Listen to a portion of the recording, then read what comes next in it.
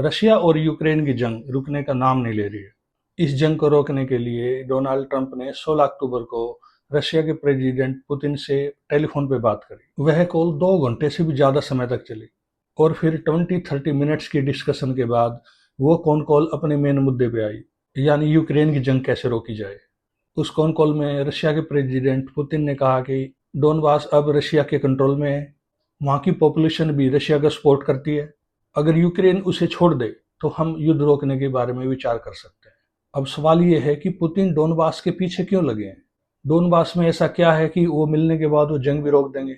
देखिए, डोनबास का एरिया बनता है डनस्टेक और लुहांस्क को मिला के। ये यूक्रेन का इंडस्ट्रीज और एनर्जी का हार्टलैंड है। यहाँ पे कोयल और स्टील के बड़े बड़े भंडार हैं।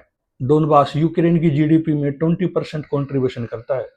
इट मीन्स अगर रशिया का कंट्रोल डोनबास के ऊपर है तो उनको मेनली 5 तरह के फायदे मिलते हैं।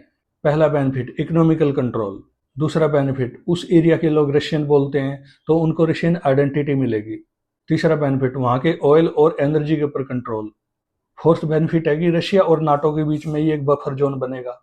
और सबसे बड़ा रीजन जिसने रशिया को इस एरिया पे कंट्रोल करने के लिए, वार करने के लिए प्रोवोक किया, वो है डोनबास की जियो लोकेशन। अगर डोनबास रशिया के कंट्रोल में है तो उनका कनेक्ट क्रीमिया से डायरेक्ट हो जाएगा। क्रीमिया वही लैंड है जिसके ऊपर 2014 में रशिया ने इन्वेड किया और वहां पे अपना कंट्रोल ले लिया। अगर डोनबास के ऊपर कंट्रोल रशिया का रहेगा तो उनकी कनेक्टिविटी क्रीमिया से डायरेक्ट रहेगी। डोनाल्ड ट्रंप और पुतिन के बीच में 2 आवर्स तक चली इस कॉल के बाद नेक्स्ट डे यूक्रेन के प्रेसिडेंट जेलेंस्की ने व्हाइट हाउस की विजिट की। डोनाल्ड ट्रंप ने जेलेंस्की को समझाने की कोशिश की कि counting this war is useless and stop wherever you are. Means उन्होंने यूक्रेन को समझाया कि डोनबास का कंट्रोल छोड़ दें।